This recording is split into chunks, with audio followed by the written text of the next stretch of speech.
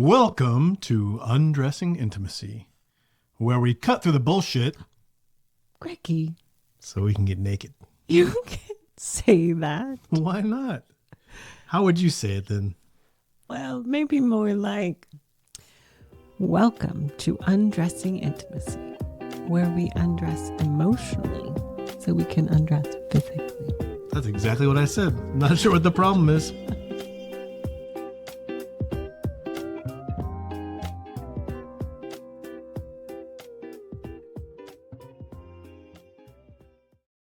Welcome to episode number 92. 92. All right, folks.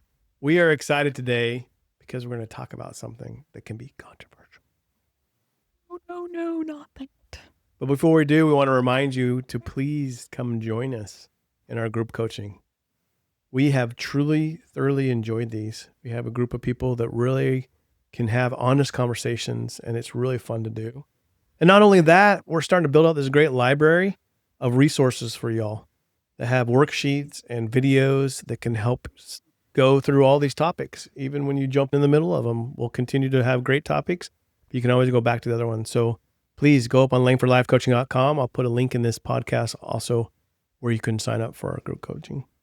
Please come join us. We'd love to have you. It's just quality people in there that we really enjoy. So We have a webinar coming up at the end of the month. Tuesday, June 30th at 7 p.m. Central Time. Starting to fill up fast.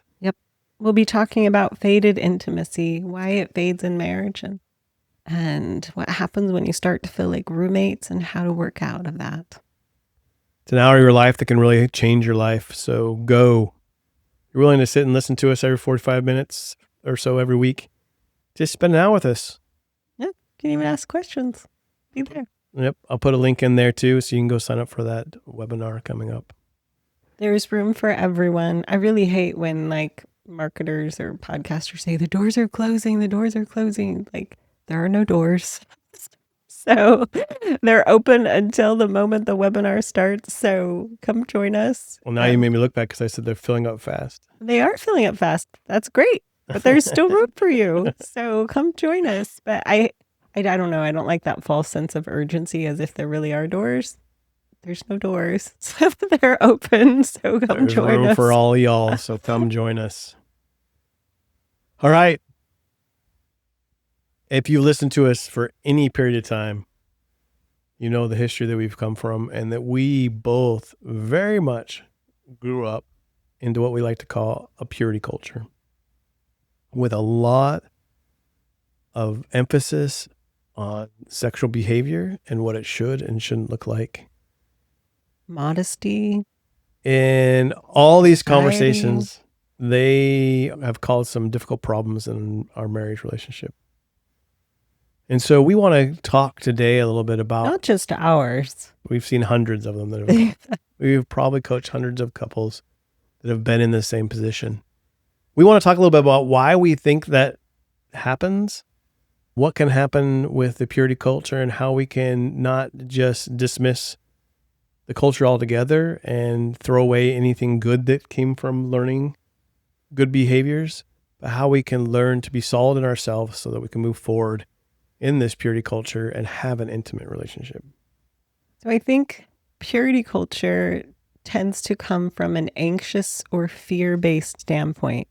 Anxiety about sexuality, anxiety about its goodness, fear that sexuality is stronger than the person or the sense of self, that it is, a slippery slope that once you start on, you have no sense of, agency. And these types of ideas just disempower and then frame sexuality as only bad.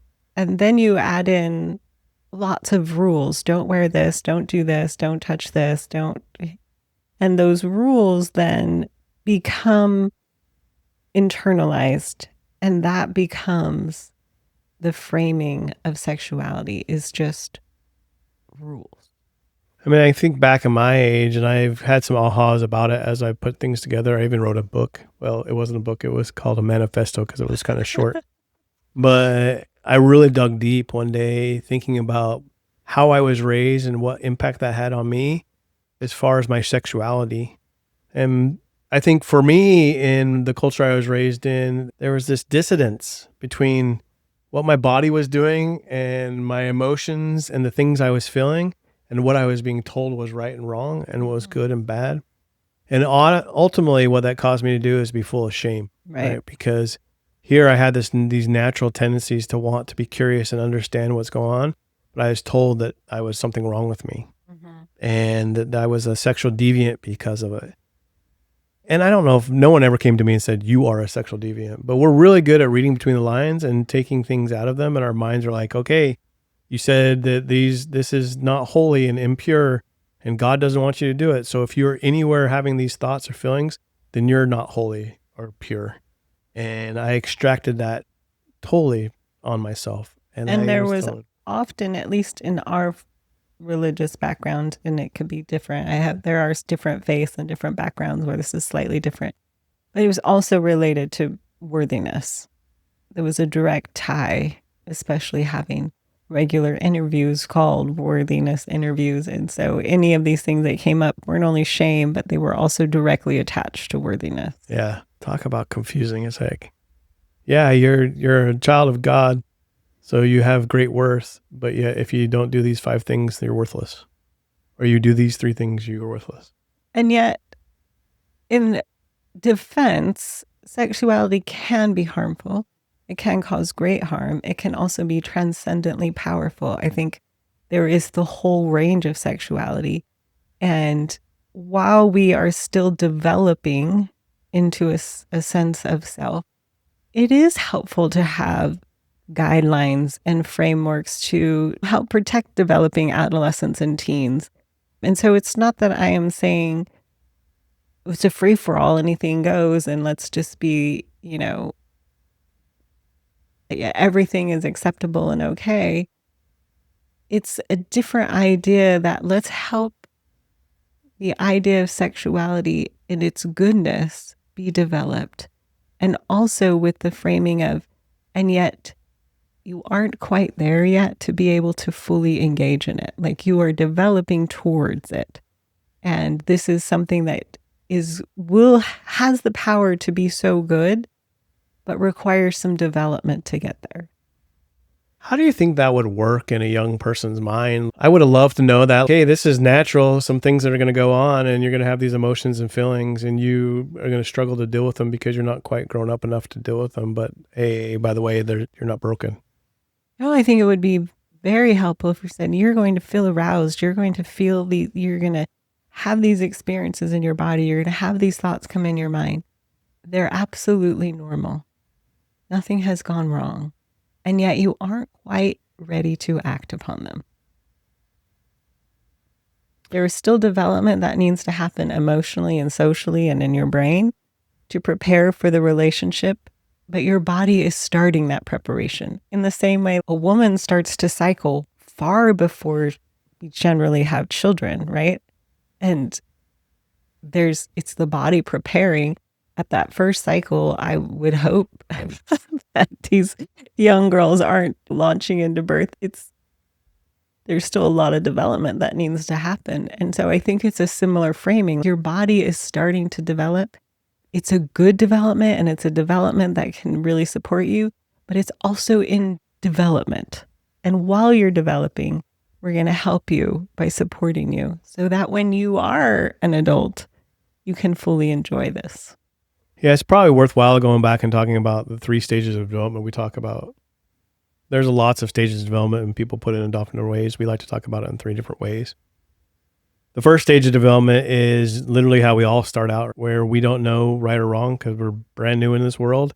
And the only way we find out is by our parents saying no or yay, yes, you did that so well. And we are about to enjoy that with our granddaughter some more in person here, where we're going to go, yay, we love you so much, no matter what. In fact, we've heard a study that it's really good for the emotional and growing up of a child to have grandparents spoil them. So we're doing our best to help her emotionally develop.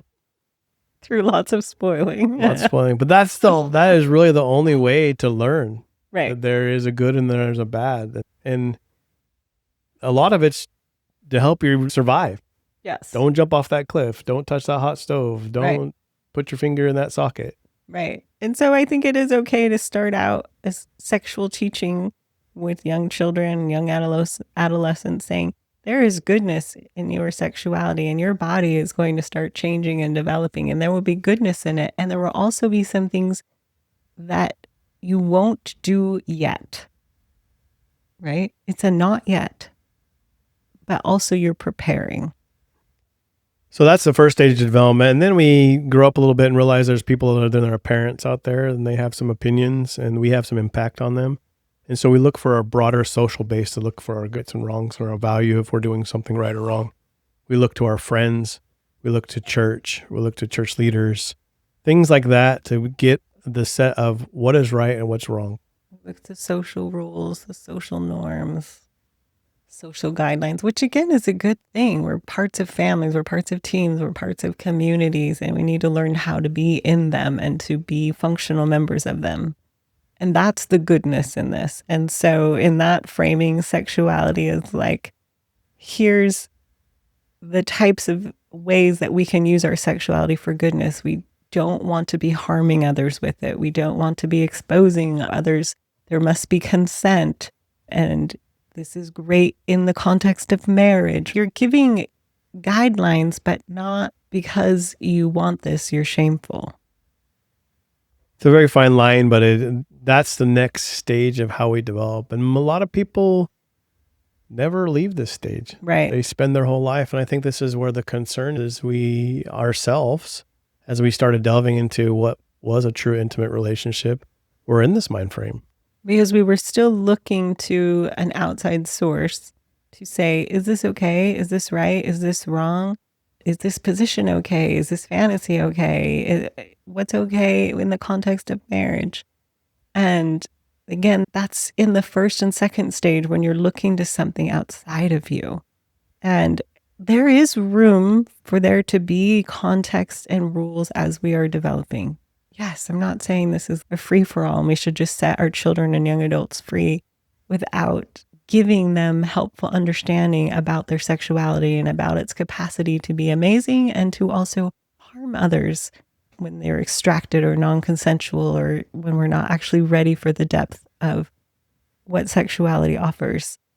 And there is also, in order to be a fully sexual person or to be fully engaged in the sexuality that is enjoyable, you have to have autonomy over yourself.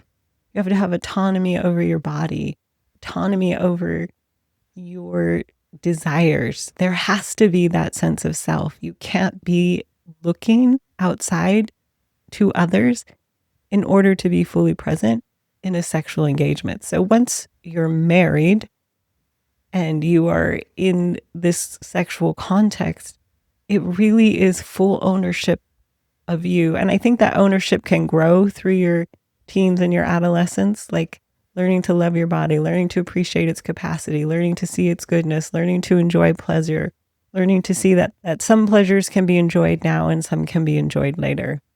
And I think that's okay. But what I see so many couples struggle with in some of these faith-based spaces is that they don't yet have permission to own their own sexuality. They're still looking outside of themselves for someone to give them a rule or a law or a guideline. They're looking outside instead of taking full ownership and autonomy. And that's what sexuality requires. It requires a full self. We can't engage in wholesome, replenishing, transcendent sex for someone else. It requires that we have that self. And that's where I see so many people in the purity culture struggle because they tend to look outside of themselves. And again, there can be lots of good reasons to seek counsel and wisdom. It's not that I'm saying don't ever listen to anyone anywhere and not learn. But the developmental stage of sexuality is to take ownership of your body, to learn yourself, to learn your pleasures, to learn your yeses, to learn your nos, to learn to receive, to learn to give. and to take full ownership of that. I think the more that I've thought about this, I've kind of come to a few conclusions for myself, because this was really hard for us to kind of grasp at first, because we've been so much on there are laws that can't be broken, there are rules that can't be passed, and then if you do, then this is bad. And we're not saying to go break all the rules. And what we're really saying is personal integrity is more important than anything else. So asking the question of what does that really mean to me, and how do I choose myself to decide what's good and bad, not with anyone else putting in there. And the really thing that has come down to me and why this is so important, and we talk about it in differentiation, it's important because you have to have a whole self to be able to be engaged intimately with someone else. To me, the core is choice. I've said this probably 100 times on this podcast. You cut out every other thing that we go through, all the other symptoms, all the other behaviors, and you get down to the very, very nitty gritty of it. I have not coached a single person that the bottom line is they want to be chosen. They want their spouse to choose them. And if we're living outside of ourselves and basing our goodness of sexuality based on what someone else is saying, where it's like the excuse is always there. I can point to someone else. And it's not a real form of choosing. And so if we're unwilling to choose for ourselves what we think is good and bad, very often we don't have the ability to choose our spouse either, because we're in the context of these outside things that are moving us in one way, the direction of not making true choices. It's that pure agency that our human body and soul seeks and screams for, autonomy. And the reason why it's scary is because, yeah, it's great you get to choose, but then you get all the responsibility comes with it. You can't point to anyone else. And I was just going to say that the reason that we don't move from that stage 1 or 2 where someone else is giving us the direction and guidelines to stage 3 is because, yes, autonomy comes with full responsibility. And it's easier to avoid the discomfort of that responsibility and to just say, I have a boundary here because I heard so-and-so say this, instead of actually discovering and deciding and choosing for yourself if that really is a good boundary for you, or if that really is in alignment with who you are and what you want to create in your marriage. It's much easier to have an outside source tell you, and then you get to avoid the uncertainty, the risk, the discomfort of learning on your own. And I think you also don't allow yourself to develop and grow, to develop into the autonomy, to develop into integrity. And this was where I was. So I'm speaking from personal experience of what I didn't allow because of all the fear and the anxiety that was handed to me around sexuality. I was too afraid to take any autonomy of myself. I handed a lot of it over to Greg, which then put us in the servicing, which feels like pity, which is terrible. You call it loving, but it's the most unloving thing. Because again, this fear of actually stepping into myself, of permission to be me, permission to enjoy me, permission to learn about what my sexuality was, because of all the fear-based, anxiety, shame-based messages that were handed to me. And so the discomfort of shifting from that to ownership is real. Yeah, what was the real thing? I keep thinking like, what, you were in that. Yes. And you're not in that. No. So what was that beginning process of making the switch? I think it was really understanding that this was up to me, and no one was going to help me understand me except me.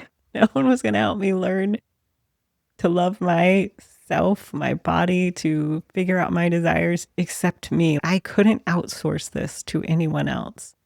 And that started with a lot of the things we've talked about, just learning what my desires were in general, learning to enjoy sensations, learning to enjoy my body, changing the way I talk to myself around my body, changing, really opening up. Maybe I don't yet know what goodness is in sexuality, what is actually being offered to me, instead of the idea of this was my job or my work or my place to perform. If it isn't that, then what is it? And so just opening up, and I can say it's scary. My body froze a lot, right? because it is so personal and so vulnerable. It's like, I've been told this is scary. I've been told not to do this, right? So it's not just in your mind, it happens in your body too. Your body just like full freezes. Absolutely. I think the first thought that came to my mind was double down with curiosity. Curiosity is important.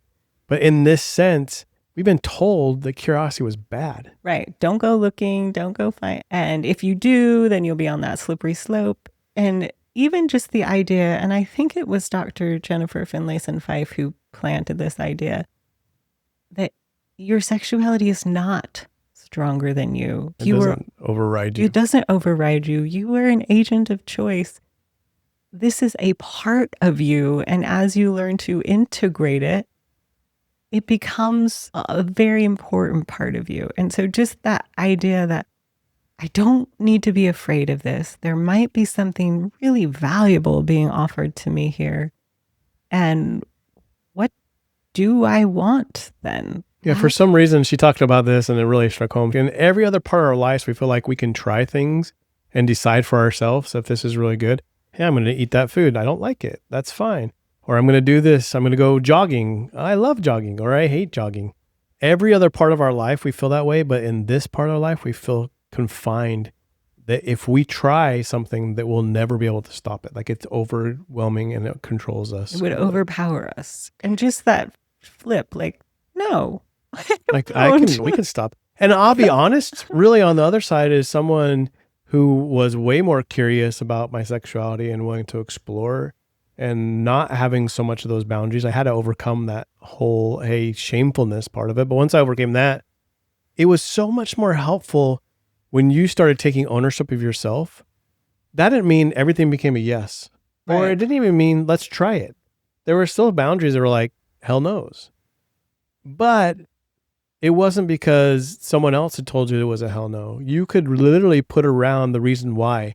I do not want to try this because of these reasons. And oftentimes they were not even close to the reasons that I thought you wouldn't try that. And while it didn't stop the curiosity and desire of me potentially wanting to do some of these things or try some of these things, it was so much easier to integrate with myself, knowing that this was the true reason behind it because you had taken ownership of it. And it's almost like when someone makes that choice for themselves and comes out of a place of integrity, then you can stand that ground in a way that's different than if you're leaning on some other set of 20 rules of thou shalt not that you lean against, because this is truly purely yours and you can take the time to explain it. I think that's what purity culture didn't allow, right? It started with fear and shame, and then it didn't allow that ownership and the goodness of sexuality. And that's like the bridge that we help a lot of couples through, is giving them permission of what they already have, honestly. And the permission is our opinions, right? That's the other thing. They want to know, oftentimes, is this right or wrong? Like, I'm like, I don't know. It's up to you. Is it right or wrong? You answer it, right? Like, this is your agency, your choice. And just, I think easing that fear and walking them through the discomfort. Again, I never tell anyone they have to or should or didn't. What I am trying to do, though, is move them when I see that, well, so-and-so said this and so-and-so said this, or I heard a preacher or a pastor or so-and-so say this, or my parent said this, or my church leader said this. And I'm like, well, what about you? Where's the filter of you? What's your experience? What's your ideas? What's your beliefs? Does this align with what you desire or not desired? What I'm trying to do is move them from an outside source to an internal anchor, to my sexuality is mine. It's my ownership. And if it is, what is it that I want to experience and develop? What do I want this to create in my life? And that becomes such a stronger footing to stand on, which allows you to have these transcendent moments, right? I think it's the foundation of, hey, I know what I want out of my sexuality. I'm okay with it. Now I'm willing to share that with my spouse and let them be curious about what my sexuality is and what their sexuality is and how these two come together. And then it allows us to build on those in ways that we can collaborate together. We talk about one of the biggest problems that we find, especially what happened to us, is being the one that had so many more broadly painted ideas about sexuality and how we can explore that. It ended up being my playground, right? And then you were just there in a base of fear, trying to avoid the things you didn't want. And it was being acted upon you instead of you acting upon it. Mm-hmm. And when you take this ownership and you say, this is mine, period, then you can venture hand in hand through that gate into that playground and co-collaborate what that looks like. Right. Out of real, like not out of fear or anxiety or shame, but out of an honest place. Right. Out of, hey, I want to connect with you and I want this to be replenishing and I want to show you how much I love and care about you. And it's so much more meaningful because you're not doing it out of a playlist. I want to feel pleasure and I want to have, there is an I in it. Yes. And that's the self, not selfish, like I'm entitled to everything. I'm not saying that at all. We're not entitled to everything, but it has to have an I. It has to have a self. Because if it doesn't, then it becomes for someone else. Yes. And when it's not for someone else, that's not replenishing. I don't eat a piece of cake so you enjoy it. Right. Right.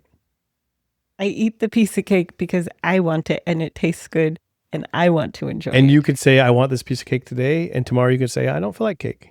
Yes. And that's all okay. That enjoyment and pleasure and desire has an I or a self in it.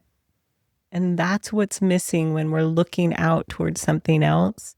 And I think that's part of what some of the faith and purity cultures don't allow to happen. They keep the focus on external measures instead of allowing individuals to develop, as we should, into our own autonomy, into our own agency, into our own integrity. Do you still find times where it's surprising or anxious about it? That you say, I can take ownership of this and maybe discover or be curious about your sexuality more than you are now? Or it pretty much, okay, we can go there and try that. And if not. I think I haven't. I'm like, literally my mind's going through all those things, looking for anxiety. I don't think I feel anxiety anymore. No. I think it also comes with a lot of trust, right? Because now you have trust of saying, hey, if we explore something or try something like sexual anxiety and I say, hey, I don't want this, it's not going to mean that Greg is harmed in any way. He might be disappointed, but it doesn't mean to him that there's something wrong with him and it's broken and I have to manage that. So when you stop managing me, that helped a lot too. Yeah. And again, you talk about having yourself, and we don't want to be selfish. We're not talking about selfish, but when you didn't have a sense of self in your sexuality, there was no way that we could collaborate into any kind of sexuality because you weren't there. Right. And it was all then just servicing, which isn't desirable. Awful. It's the worst thing ever. It's less than desirable. It's damaging. Yes. It's less than desirable. And so that self, I think, is what's really missing in the purity culture, that permission and ability to have a self. And I don't think that's what they intended. So I'm not trying to pass judgment, but I'm just saying that's the way out, is to develop that sense of self, to develop that sense of ownership, to define what you want your sexuality to create for you. It's such an empowering movement. Yeah. I mean, we look out there, we talk about female empowerment a lot, and how do we empower them? The one thing that we can empower them with is to own their own sexuality, right? Mm-hmm. And be an active player in it. Yeah. Absolutely. And society and culture has beaten that down over and over and over again. Yes. It really has. I mean, it makes a lot of sense why we stumble and bumble through this. There's so many traps of shame and anxiety and fear and all these different things. They're very real, but there's also ways through that. It doesn't mean that's a permanent state. You know what I love about coaching? What? Is that we never give you the answer. Ever. We don't have an agenda and saying this is what you should do or shouldn't. Oftentimes I'll have my clients say, man, you're going to ask me another question, aren't you? I said, yes, I am. That's a tough question. I don't know. I'm like, we're pushing you to discover you. Yes. And in that process, it's so beautiful to watch someone discover themselves. Yes, it really is. And we have no agenda fabulous. Of what you should or shouldn't be. No. I don't care. But we who are you? are invested in you becoming you. Yes. And there's some of the most beautiful metamorphoses that I've watched people change and become a beautiful version of themselves. Mm-hmm. And then not only a beautiful version of themselves, but so proud to be that version of themselves. They light up, they're more creative, they're more engaged, they're more leading their life instead of just surviving it. And it's 100% true. I almost think that sexuality is like a barometer of the rest of our lives, right? So when we're so tied into duty sex or doing things because someone else has told us, or it's a drudgery, it really is a barometer measuring what the full enjoyment of our life is. Like how much agency and autonomy we have. And I'm not saying that's the only place you can find joy and happiness, but it is the place that if you give in to anyone else, or if you do anything out of duty, there will be no joy or happiness. Right. And so if you're finding joy and happiness in here, then it's a barometer of saying, I am capable of having joy and happiness. Because they say all the time, the hardest feeling to keep, the most fleeting feeling are joy. Joy, yeah. And it's like our minds are wired to say, oh, that's going to go away. Don't Right. enjoy that. They're wired to look for the negative to be protective. Yep. Yes. Absolutely. I mean, there is so many reasons why we get stuck in these pits. And I think sometimes I don't think there's a perfect way to grow up, or there's any childhood that was perfect enough to avoid all these pits. And I think whether it was purity culture or something else, we all have areas where we need to develop and grow. So whatever those are, again, it's not a sentence. It's not like now you're stuck in this box. It is just, okay, here's where you have the opportunity now to develop. And it's not a destination or arrival. I remember your one client that we'd coached a couple of times. I was in group coaching. He wanted to so get there. Like, I want to arrive at being differentiated. I want to arrive at having my own sense of integrity. And it's not an arrival thing. And you can't skip things. You're not going to skip from being a young child and your parents telling you yes or no to now you have a total autonomy and you have a self of personal integrity and you can answer it to yourself. It's a growth pattern that you have to go through. And there's no shame in it. It doesn't mean that you're bad or wrong if you're in any of these places. And it doesn't mean you're higher or greater than if you can make choices out of integrity. It's these patterns that we learn to go through and to do. And just like you said, no matter how great, our kids had the best parents in the whole entire world. And they're going to still have to learn how to have their own personal integrity, right? And answer for themselves. Oh, Greggy. So We used to tell them all the time, we'll pay for college or therapy, whichever you need more from growing up with us. it's always been both, though. That's I know. We did do both. But that, I mean, we joke and laugh about that, but it's because that is human development. Yeah. And we know we made lots of mistakes and we openly own them and say, hey, if you get stuck on any of those, we're here to talk about them because we realize we made a lot of mistakes. And you know what? You will too. And you're still going to be okay. Okay. And so no matter how you were raised, there is this transition of autonomy and integrity that takes work and a little pain and a little suffering, discomfort, a little discomfort to get there. But like I read recently, discomfort that we feel physically is actually the neural rewiring happening in our brain. That discomfort is essential. It is the new neural pathways being grown. You are literally developing, and avoiding that development, avoiding that discomfort does not bring joy or happiness. And so it's that productive discomfort that you're willing to be in that leads to moments of pleasure and joy and accomplishment and a sense of self and et cetera, et cetera. And how amazing to look back and say that's part of being human. Because I look at myself and said, if I hadn't, there was one time I was like, okay, this is how it is. And now I have the 10 things that I have to do to show myself and everyone else that I'm good and that I arrive.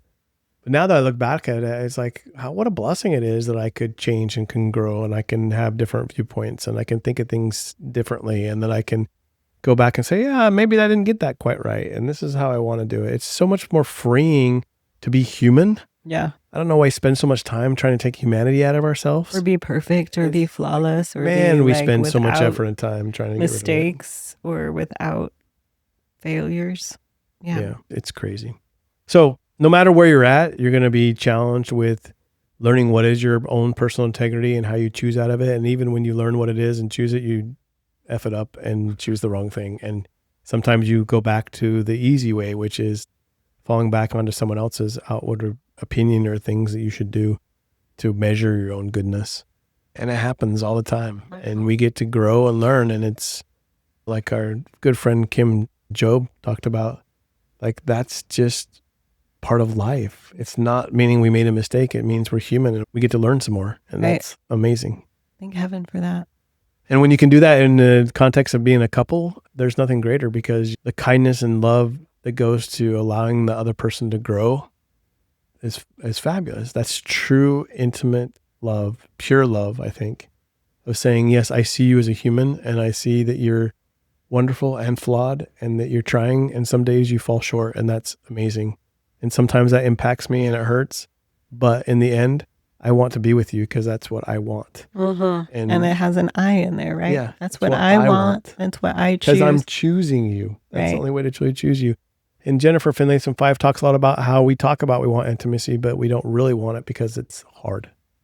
It's uncomfortable. And it continues to be uncomfortable. You won't arrive to a place where it won't be uncomfortable, because if you do, then you're not probably trying and changing and growing. So no matter where you're at, we would love to be a part of that journey. Take a second to go up on langfordlifecoaching.com. There's a button on every page. It says free consult. And it's there because we would love to engage you in this journey and help you. There's nothing special about us at all. We've messed up in all kinds of different ways. And we've been truly blessed. On the regular, we still do. We've been truly blessed to have the opportunity to have some tools and to be able to share those with others. And we would love to share them with you, a free consult. And until next time, keep undressing your intimacy. Bye-bye.